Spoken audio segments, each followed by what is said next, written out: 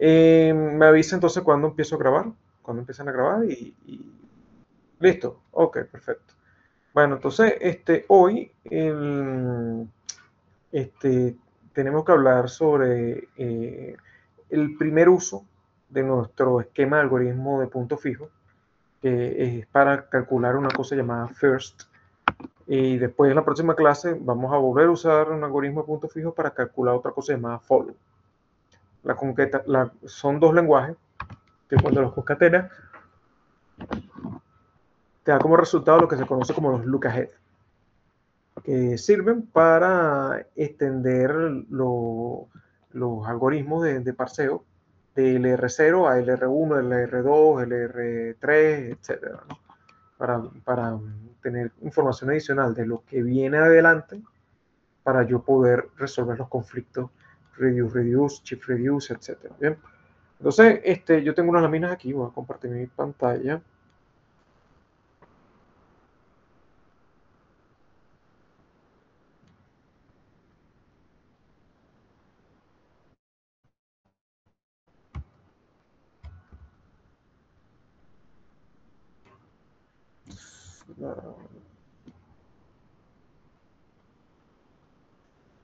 Clase 19. Bien.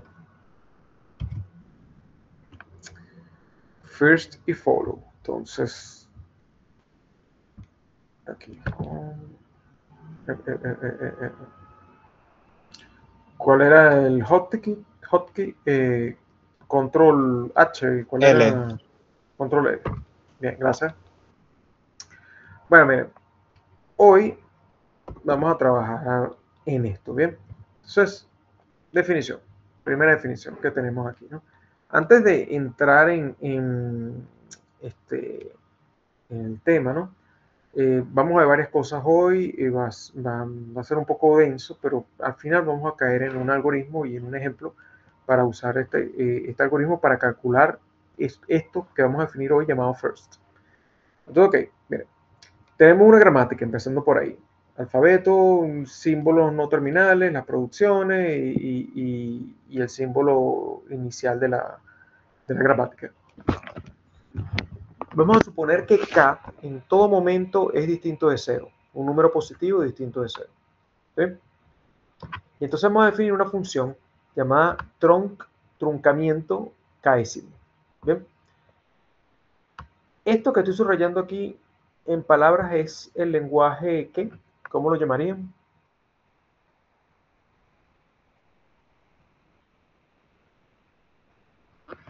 O dígame una característica de ese lenguaje.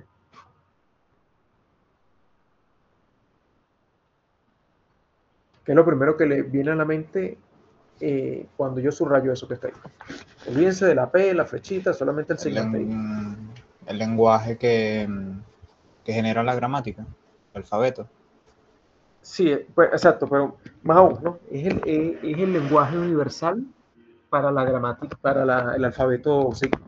O sea, es el lenguaje que contiene Okay. absolutamente todas las frases que se pueden construir con sigma, ¿verdad? Entonces, empezamos por ahí, ¿no? Esta P cursiva, si no se acuerdan de la teoría de conjuntos, significa partes, ¿no? Entonces, como esto es un conjunto, que es el conjunto de todas las frases posibles para ese alfabeto sigma, parte de este conjunto son todos los subconjuntos posibles que puedo hacer con este lenguaje universal. ¿Sí? Entonces, es decir, si yo tengo todos los subconjuntos posibles del lenguaje universal, ¿qué es lo que tengo?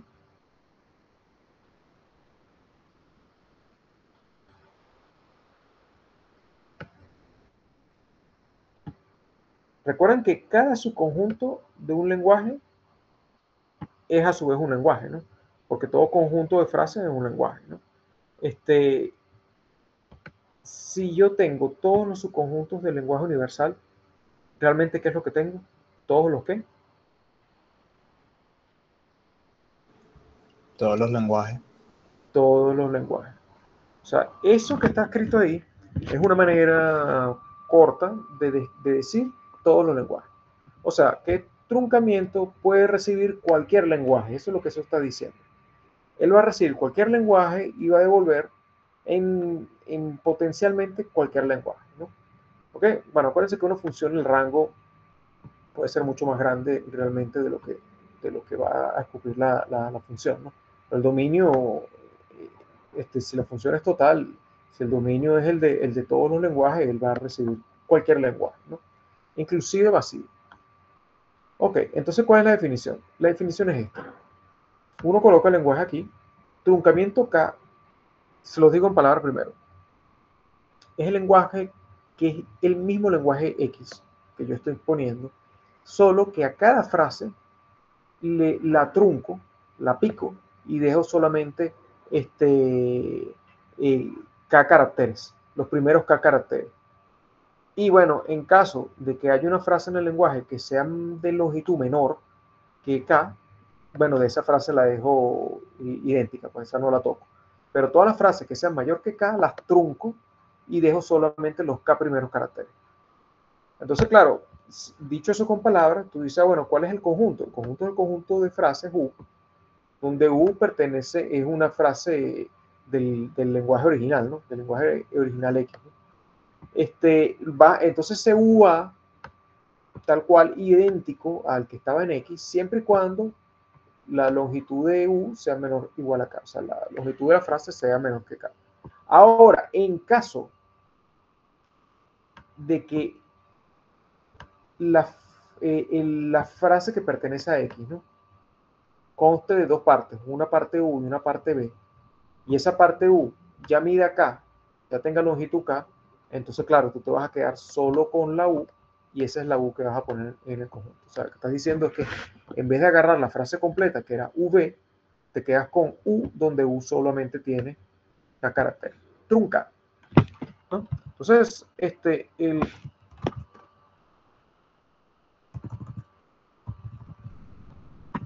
aquí tenemos un ejemplo, ¿no? Fíjense que estamos truncando 2, con K igual a 2, ¿no? Esta frase es de longitud 1, esta frase es de longitud 0, lambda, esta frase es de longitud 2. Ok, entonces, ¿qué va a pasar con esto?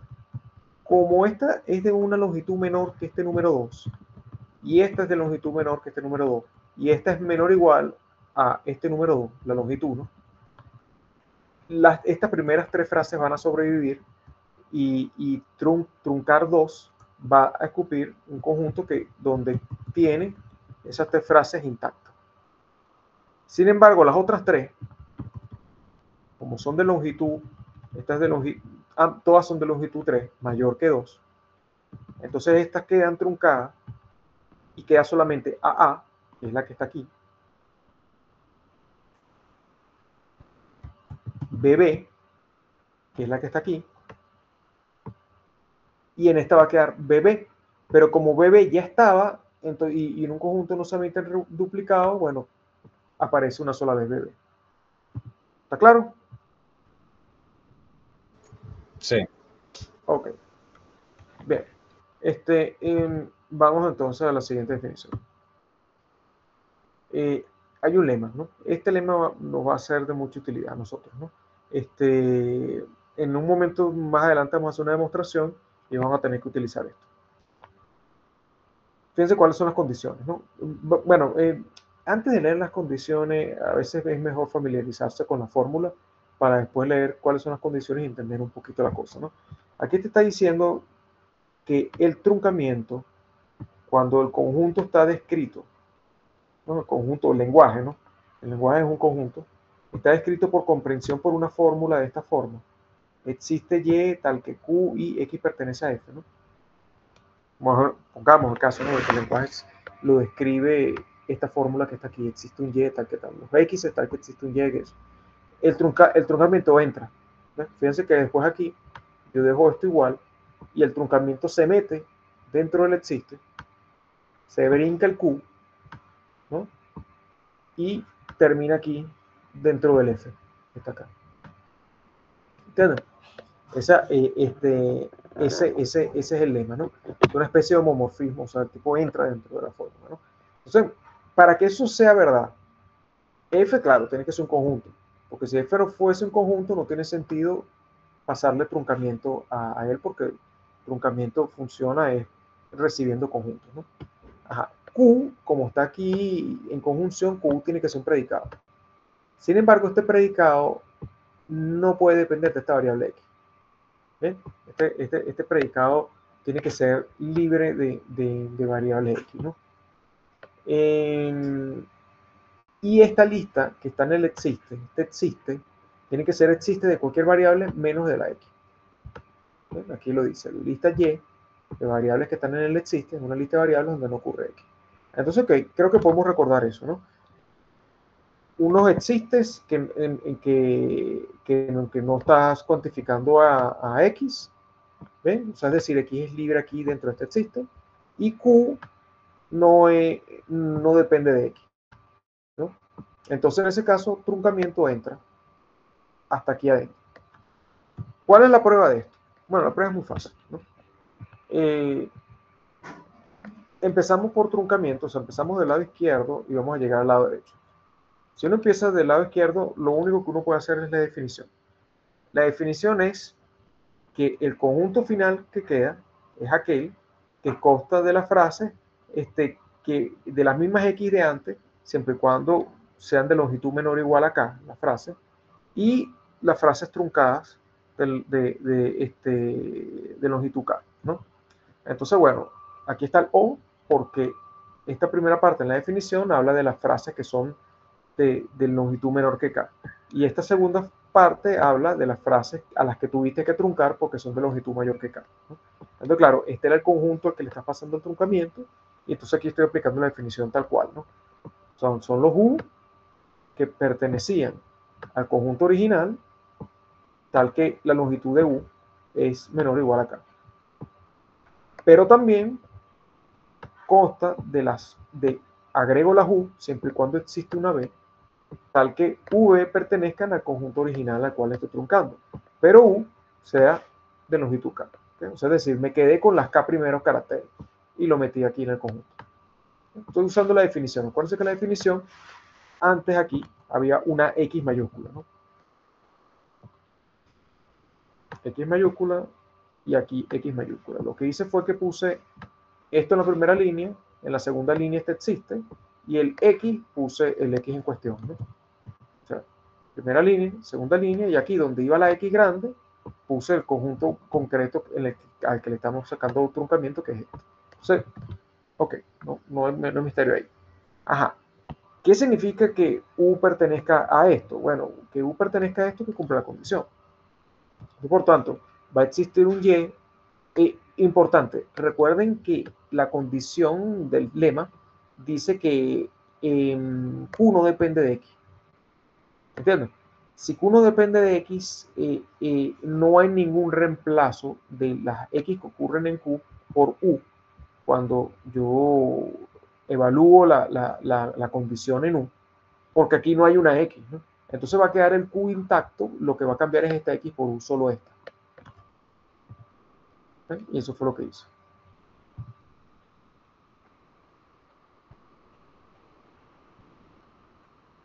Solo que, claro, de un solo golpe, el paréntesis del existe debería terminar aquí en la F. En caso que yo de un solo golpe hice propiedad distributiva del I sobre el existe y metí esto aquí, ¿no? Porque sabíamos que Y en X en la variable Y no ocurre X, y entonces estas variables no chocan con esto y las puedo meter, ¿no? Lo que pasó aquí abajo fue lo mismo, ¿no? Yo digo, bueno, mira, ¿cuándo es que esto es verdad? Bueno, cuando V pertenece a F y existe, o sea, este existe se cumple, entonces queda igual, ¿no? Igualmente, este que está aquí, lo termino metiendo dentro de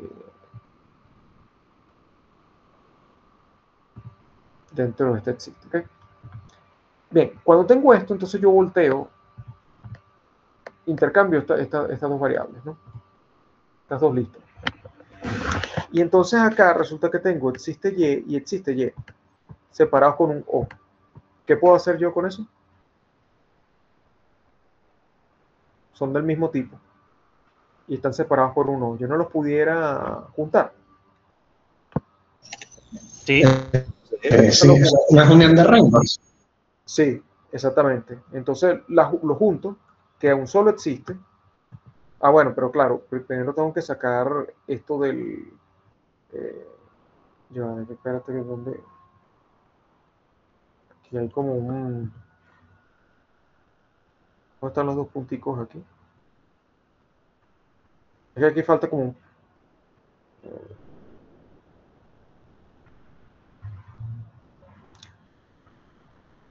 Ya va, porque es que...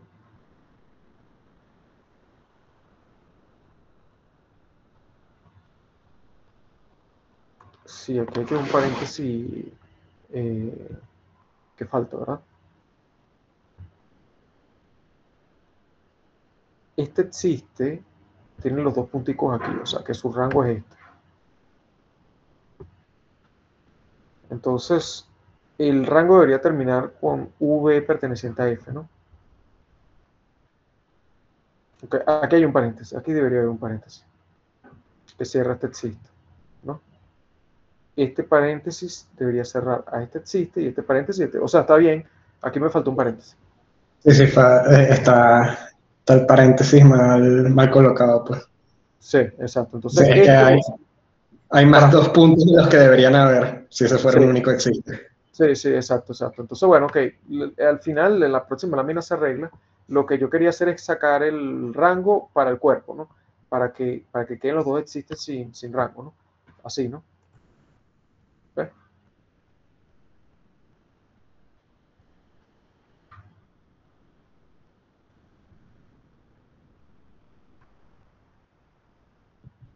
Claro, pero estoy sacando el Q, este Q para afuera aquí. Bueno, ahí hice como dos pasos, ¿no? Los pasé esto que estaba en el rango, lo pasé para el cuerpo y después pasé el Q para afuera. Bueno, en esos dos pasos quedamos así, ¿no? Entonces aquí se unen los dos existen, ¿no? Y queda así. Entonces yo le pongo un paréntesis a esto para separar este O que está aquí, ¿no? Que antes este paréntesis no estaba porque estaban los paréntesis del existe que delimitaba este O, ¿no? Entonces ahora, bueno, pongo un paréntesis más porque uní esto en un solo existe, ¿no? Ahora, este Q que está aquí se puede sacar factor común. ¿Ven? Porque está repetido, entonces puedo sacar Q y la disyunción de estos dos. Así. Y lo pongo todo en una sola línea. O sea, queda este o este y el IQ. ¿Ven? Ahora, esto es la definición tal cual de truncamiento de F. Fíjense, estoy agarrando todos los U de F que son menores de longitud menor a acá. Y estoy agarrando todos los U que son parte de una frase de F cuya longitud es K. Entonces esto es truncamiento de F. Y ahí está, esa es la demostración. ¿Bien? Entonces ahora por fin se define el first. Tenemos nuestra gramática, K siempre tiene que ser positivo y U es una frase.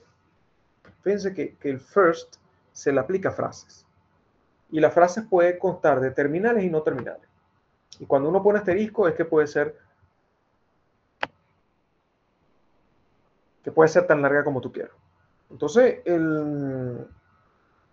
¿qué es first? First de una frase es, bueno, sácale el truncamiento K al conjunto que consta de todas las frases que constan de puros terminales que salen de la gramática considerando como punto inicial la frase U. ¿Ok? O sea, son todas las frases que genera la frase U. Entonces, claro, aquí hay una cosa que hay que notar, ¿no? ¿Qué pasa si uno tiene no terminales B? ¿Qué pasa si uno tiene no terminales B? Es una frase de puros terminales. ¿Qué pasa ahí?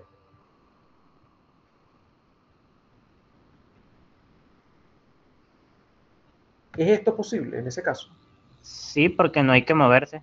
Dice que puede ser en 0 transiciones. En cero transiciones. ¿Ok? Pero si es solo posible en cero transiciones, U es igual a X. Y el U es el único elemento que va a caer aquí, ¿no? Entonces vas a tener que first de una frase de puros terminales es la misma frase. Es el conjunto que consta solamente de esa misma frase, ¿no? Y truncada aparte en cada elemento, ¿ok?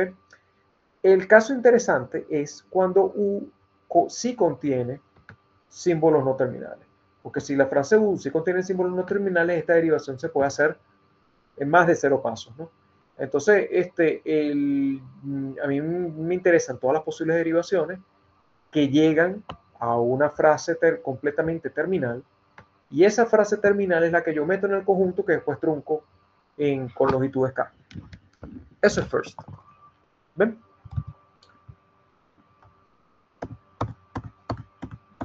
Entonces, al final de todo esto, nosotros nos va a interesar algo así de este estilo, ¿no? O sea, supongamos que de A se deriva en varios pasos esta frase. Y de S se deriva en varios pasos esta frase. Bueno, una vez que yo estoy parado aquí, en este punto, en todo el medio de la derivación, como A puede derivar esto, entonces, y de S se derivaba esto más esto. Cuando tú aplicas los mismos pasos que hiciste aquí arriba para llegar a esto, tú vas a obtener esto. Claro, aquí sería...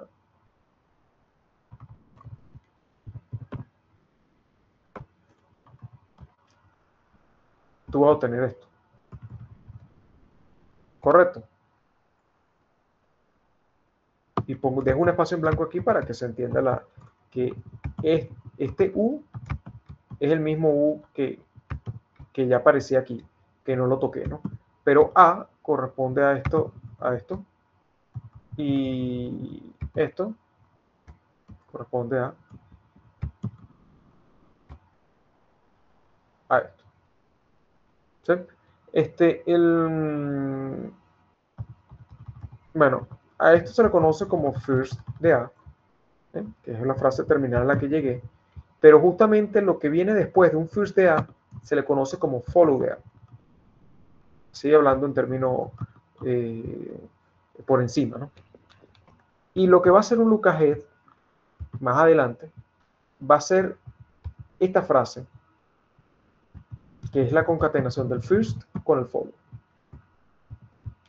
Y entonces existen look ahead 1, look ahead 2, look ahead 3, donde 1, 2, 3, ese numerito es el truncamiento que le vas a aplicar al conjunto look ahead. ¿Ven? Entonces, eso es lo que va a ser un look ahead para nosotros, ¿no? Va a ser la concatenación de un first y un follow que proviene a partir de una frase intermedia de una derivación desde el símbolo inicial de la gramática. ¿Bien? ¿Por qué esto va a ser importante?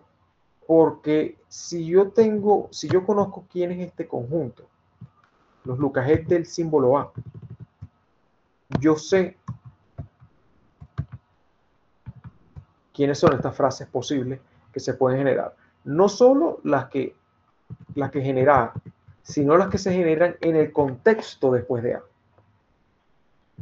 Entonces, es importante saber todo esto, porque si yo sé que de A puedo llegar a esto, puedo hacer un análisis de parsing para resolver conflictos de forma más elaborada, con mayor información. ¿Ven? Y eso es el asunto que está detrás de esto, ¿no? Bueno. Ahora vamos a hacer una definición más restrictiva de first de K, con la finalidad de crear una sucesión de funciones que tienda a first de K. ¿Cómo una sucesión de funciones que tienda? Bueno, que sucesión, que hay una función 1, una función 2, una función 3, una función 4, una función 5, una función 6, pero la función enésima termina siendo first de K. ¿Para qué creen ustedes que yo quiero eso?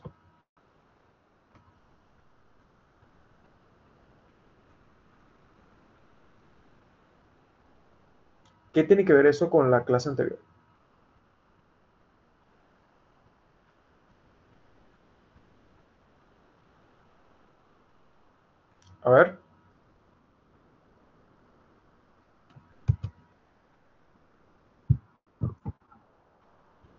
Exactamente. Esa sucesión de funciones va a terminar siendo aquella sucesión de conjuntos RI, ¿no?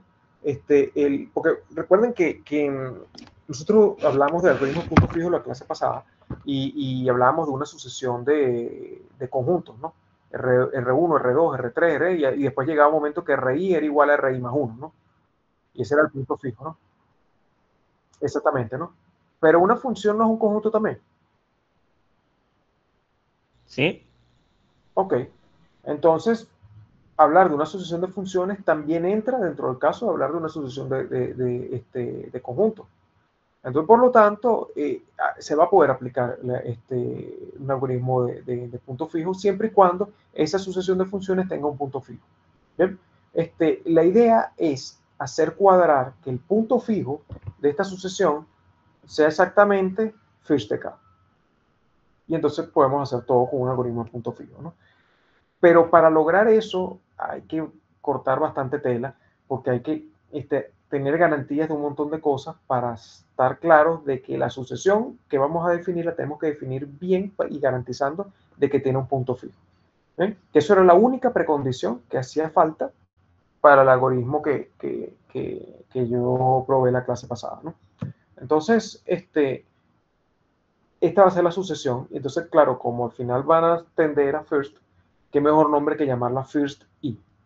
O sea, first i truncado k, ¿no? Entonces va a estar first 1, first 2, first 3, first 4, todas truncadas k, ¿no? First 5, y va a haber un i en que eso va a terminar siendo un punto fijo, y ese punto fijo debe ser igual a first k. First truncado k. Entonces, bueno, tenemos nuestra gramática, libre contexto, K siempre tiene que ser positivo, porque no truncamiento de K0, yo no he definido eso. Bien, U es una frase de terminales y no terminales, ¿no? Para poder meterlo en un first, ¿no? Entonces se define el conjunto first, aquí me falta la I, first I como esto. ¿Cuál es la diferencia entre esta definición y la anterior? ¿Qué ven ustedes? ¿Qué elementos le ven distinto a esto? Que esto es en un máximo de I transiciones. Exacto. Esto que está aquí. Sin embargo, hay otra cosa. No sé si la están viendo, inclusive ahí dentro de eso lo que está subrayado. ¿Qué es esa P que está ahí? Eso iba a preguntar qué pasa con la P. Ajá. P significa paralelo. Paralelo. Son derivaciones en paralelo, ¿no? Mira.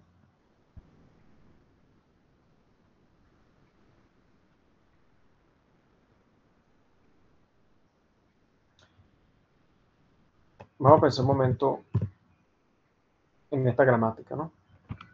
Yo derivé el primer paso, ¿verdad? De S voy a E, ¿no? Porque usé esta producción. Luego E, usando esta producción, la convierto en esto. Entonces, ¿qué puedo hacer yo aquí? Yo E la puedo convertir según esto en T, ¿verdad? Quedándote T más T. ¿Sí? O sea, yo pudiera hacer esto.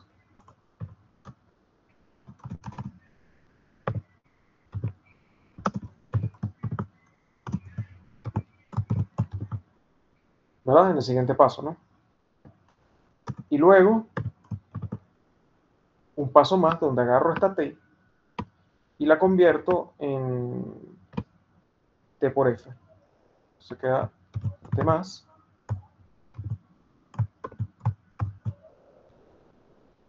Bien.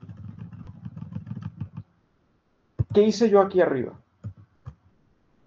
Me estoy como que brincando este paso. ¿Por qué? Ah, bueno, porque estoy haciendo dos pasos en paralelo. Porque si yo tuviese dos procesadores y yo puedo independientemente ir procesando una parte de la frase e independientemente otra parte de la frase. O sea que como que un hilo de procesamiento ejecutó las derivaciones correspondientes a este símbolo y otro hilo de procesamiento ejecutó la derivación correspondiente a este símbolo, y eso ocurrió en un solo ciclo de reloj y me dio esto. No fue secuencial, sino paralelo.